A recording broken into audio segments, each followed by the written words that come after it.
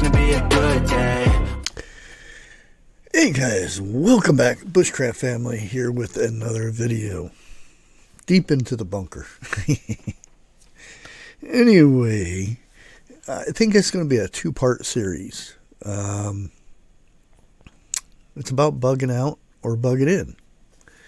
And the first one of these is going to be your bug out. Your bug out bag might be just, useless in certain situations. Now, there's a lot of talk about if something happens, bug out bags are very important. And then there's bugging in. That means staying at where your home is, where all your supplies are, if you've been preparing and stuff like that. But I'm going to bring up two different scenarios. Well, a lot of scenarios, but this first video is going to be about bugging in mainly, and why your bug out bag might not be very useful, even though it is. Anyways, we won't talk about the reasons too much about why to bug in or why to bug out or anything like that, because there's many different things. There's hurricanes, wildfires, tornadoes, you name it, stuff happens. Now, the whole scenario for a bug out bag, they say, is it's a bag that will give you at least 3 days of survival in a bag, basically. Now, mine is a little bit different than everybody else's. Mine is more of a long-term thing, because I have the knowledge that if I go out in the woods, in the wilderness, I can survive there a lot longer than somebody else might not be able to. And their idea is to get to a certain location. Well, let's go ahead and go over the reasons and everything. Okay. Reasons why you may want to be bugging in. That means staying where you're at. Someone in your family just can't be moved.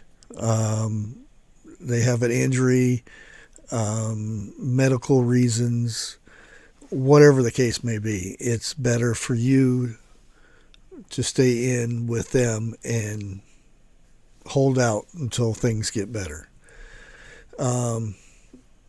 Now, that doesn't mean your bug out bag is useless, because there could, if you did your bug out bag right, you could have medical supplies in there.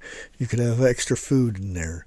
You could have a way to purify water in your bug out bag. So this is no means to just toss your bug out bag away and just stay in your house.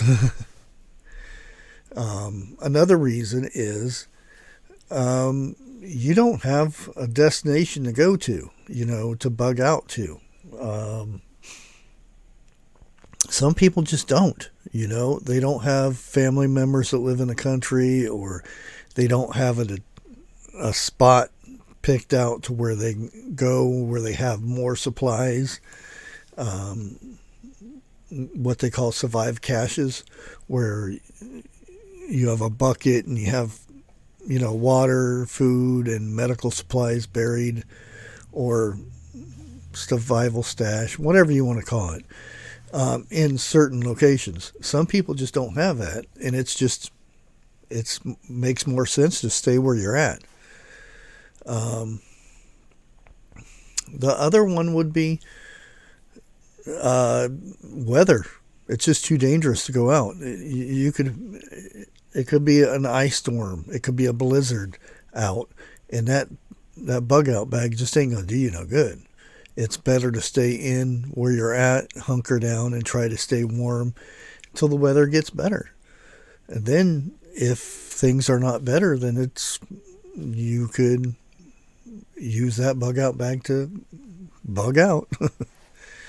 So a lot of that stuff, a lot of things determine this. Like I said, another thing is if say you're in the city limits and there's mass chaos in the streets, looting, gangs, people wanting food, things like that, and they see you with a bag, it's probably best to hunker down and stay where you're at, to where you can defend your home, or your stuff and your family. So it'd be better just to hunker down and not bug out again. And that's some of the things that you have to think about. Where is it that, if you do have a location where you're headed, do you have to go through the very bad parts of the town? What time would you be heading out? There's a lot of stuff to think about. And that's part of it, It's better to shelter in place sometimes until things clear up, and then you can things either get better, or you can bug out. Another thing is, some of us can't get around as much as we used to, and we would use a vehicle to bug out. What happens if your vehicle's broke down? What happens? You go out there and all your tires are slashed. You're stuck where you're at, and that's when you have no choice but to shelter in place. What if the roads are blocked? You can't take this vehicle to a bug out location because the roads are blocked. There's no way around. So it's best to go back and shelter in place. Things like that. That's things you have to think about. It's just not, well, I'm going out and spend $400 or $500 on a fancy bag and all the stuff that goes in it, and then I'm ready to go no matter what. There's always something in there that'll throw a wrench in your plan. And another one, and this is a doozy. Martial law has been declared. That means you're not allowed to go out of your house and only on certain times.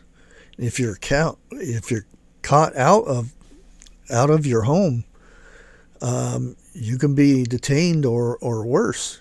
And that's the gist of that. You don't know some of these times when this might happen. Even, we just had an election and everybody thinks it's going our way and everything, but you never know. You never know. And yeah, martial law is a real doozy that you have to consider. It's just not like you can just go out and go for a nice stroll into the woods, because there are patrols and everything that would stop you from doing this. So it's best to stay in. Another thing is you're just waiting to get rescued. I know it sounds you're helpless and things like that, but there's places, where it floods and you don't have any choice. It's either you swim miles to try to get to a place where you can bug out, and then what use is that with a totally wet bag of stuff? There's times when you just have to stay there and wait for a rescue. It sounds bad, but it happens, and that doesn't mean that bag is not useful still, because you can survive for 3 days on that bag if you planned it right. And I'm not saying that you shouldn't have a bug out bag, because I've got multiple. So yeah, it's important to have these, but this is the point of this video is, what are some situations where you just need to stay in your home instead of bugging out? And that's the whole point of this. Other than that, guys, I'm not saying not to do one or the other, but you plan for these things ahead of time. And if you don't plan for these things, when something like this happens, you don't have a backup plan for a backup plan, if you know what I mean. With that being said,